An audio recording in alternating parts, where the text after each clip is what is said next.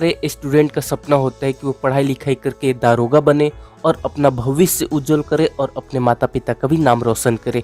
लेकिन बहुत सारे लोगों को ये सही जानकारी नहीं होती कि क्या प्रोसेस है दारोगा बनने का, किस तरीके से वो दारोगा बन सकते, कौन से सब्जेक्ट से पढ़ाई करनी चाहिए, उन्हें किस तरीके से तैयारी करनी चाहिए। तो एक एक करके सारी बातें आज की वीडियो में बताने की कोशिश करूंगा और कोशिश करूंगा कि जितनी ज़्यादा जानकारी हो सके इस छोटी सी वीडियो में आपको दे सकूं।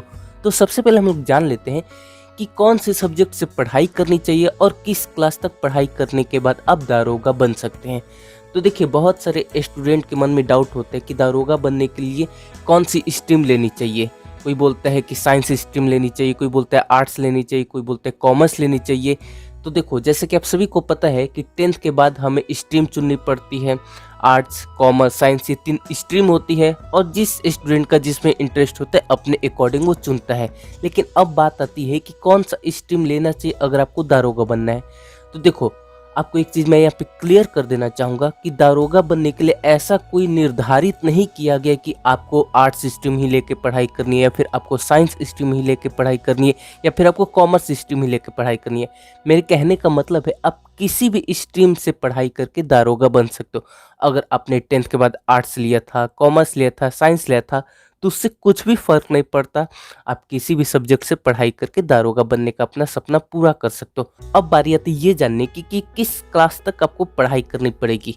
बहुत सारे लोगों को लगता है, बहुत सारे स्टूडेंट कमेंट करके पूछते हैं कि 12th के बाद दारोगा बन सकते हैं कि नहीं, 10th क्लास पास करने के बाद दारोगा बन सकते हैं कि नहीं। तो देखो, अगर आपको दारोगा बनना है तो आप सबसे पहले 10th क्लास पास कीजिए, उसके बाद आप 12th क्लास पास कीजिए। उसके बाद दोस्तों आपको अपनी डिग्री कंप्लीट करनी पड़ेगी, यानी कि आपको अपना ग्रेजुएशन कंप्लीट करना पड़ेगा। ग्रेजुएशन आप कोई भी सब्जेक्ट ले सकते हो, आप बीए कर सकते हो, बीकॉम कर सकते हो, बीएससी कर सकते हो, बीटेक कर सकते हो। इन सभी के ऊपर मैंने वीडियो बनाई है और इन सभी की फीस के भी बारे में बताया, तो आप वो वीडियो जाके देख सकते हैं। तो आप किसी भी स्ट्रीम से ग्रेजुएशन कंप्लीट कीजिए, उसके बाद जब भी वैकेंसी आप उसमें अप्लाई कर सकते हैं। ऑनलाइन अप्लाई होता है, उसके बाद आपका एग्जाम होगा, रिटन टेस्ट होगा, उसके बाद आपका फिजिकल टेस्ट होगा। उसके बाद अगर आपने अच्छी तरीके से सब कुछ क्लियर कर लिया तो आपका सिलेक्शन हो जाएगा। हमने अभी तक 2 बातें जानी कि किस क्लास तक आपको पढ़ाई करनी चाहिए और कौन से सब्जेक्ट से पढ़ाई करनी चाहिए। एक और बात मैं यहाँ पे बता दूँ कि इसमें मिनिमम मार्क्स की कोई भी वो रिक्वायरमेंट नहीं है कि आपका मिनिमम 50% होना चाहिए या फिर 60% होना चाहिए। अगर आपके मार्क्स थोड़े कम है तब भी आप एलिजिबल हो। आपको बिल्कुल भी परेशान होने की जरूरत नहीं है कि आपके मार्क्स कम है तो आप दारोगा बन सकते हो कि नहीं। बिल्कुल बन सकते हो, बस आपको अच्छी तरीके से जो एग्जाम होगा उसे क्लियर करना होगा, जो फिजिकल टेस्ट है, रनिंग वगैरह होता है उसको आपको क्लियर करना होगा। अब बारी आती है ये जानने की कि किस तरीके से तैयारी करेंगे। उसके बाद हम लोग हाइट के बारे में जानेंगे। तो देखो, सबसे अच्छा तरीका होता है किसी भी एग्जाम को क्लियर करने का। अब जिस भी एग्जाम के लिए तैयारी करना चाह रहे हो, मान लो कि आपको दारोगा बनना है, तो अब जिस भी राज्य से हो उस राज्य में जो भी दारोगा की जो पहले वैकेंसी आई हुई होगी उसमें जो एग्ज़ाम हुआ होगा, तो उस एग्ज़ाम में जो क्वेश्चन पेपर आया था उस पेपर को आप जुटाने की कोशिश करो। उस क्वेश्चन में आप देखो कि किस तरीके से उसमें क्वेश्चन है, किस लेवल का क्वेश्चन है, किस तरीके से क्वेश्चन पूछा गया है। इस तरीके से आप देखोगे तो आपको एक आइडिया मिलेगा कि हाँ, इस तरीके से तैयारी करनी है। और सबसे इम्पोर्टेंट बात, आप उस क्वेश्चन को प्रैक्टिस करोगे तो आपको खुद का लेवल पता चलेगा कि आपसे कितने क्वेश्चन सॉल्व हो पा रहे हैं, आपको कितना टाइम लग रहा है। जो भी आपके वीक पॉइंट्स है उस पर आपको मेहनत करना होगा, जो आपकी स्ट्रेंथ है उसको बनाए रखनी होगी। तो इस तरीके से आप प्रैक्टिस करते रहोगे, अपनी तैयारी करते रहोगे, तो आपका धीरे धीरे लेवल बढ़ता जाएगा। और दारोगा में भर्ती होने के लिए रिटेन तो इम्पोर्टेंट है, उसके साथ साथ आपको अपने फिजिकल पे भी ध्यान देना होगा।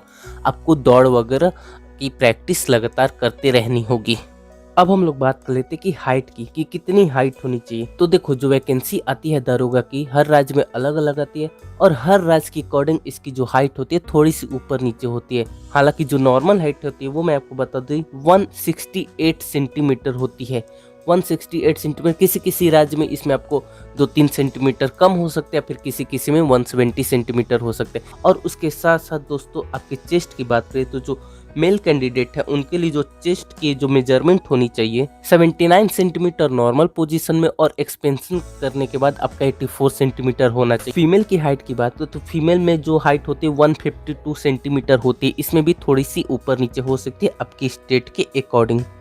अब बारी आती है ये जानने की रनिंग कितनी होती है और एज लिमिट क्या है। देखो, तो जो वैकेंसी आती है उसमें जो एज लिमिट होती है 21 साल से लेके 28 साल के बीच होती है। रनिंग की बात करें मेल कैंडिडेट के लिए तो इसमें आपको 4.8 किलोमीटर दौड़ना होता है, उसके लिए आपको 28 मिनट का समय मिलता है। अगर हम फीमेल कैंडिडेट के लिए बात करें तो 2.4 किलोमीटर की रनिंग होती है, उसमें आपको 16 मिनट का समय मिलता है। जैसा कि मैंने पहले ही बताया कि ये सारी चीज़ थोड़ा सा ऊपर नीचे हो सकता है अपने स्टेट के अकॉर्डिंग, तो जब भी वैकेंसी है उसका एक बार नोटिफिकेशन आपको पूरी तरीके से पढ़ना चाहिए। तो दोस्तों ये पूरा प्रोसेस है। सबसे पहले आप अपनी ग्रेजुएशन कंप्लीट कीजिए, उसके बाद जब भी वैकेंसी है उसमें आपको ऑनलाइन अप्लाई करना होगा। आप रिटन एग्जाम क्लियर कीजिए, आप फिजिकल टेस्ट क्लियर कीजिए। उसके बाद अगर आपने ये सब अच्छी तरीके से कर लिया तो आपका डॉक्यूमेंट्स वेरिफिकेशन होगा, उसके बाद आपको ट्रेनिंग पर भेज दिया जाएगा, उसके बाद आपकी ज्वाइनिंग हो जाएगी। तो ये पूरा प्रोसेस है एक दारोगा बनने का।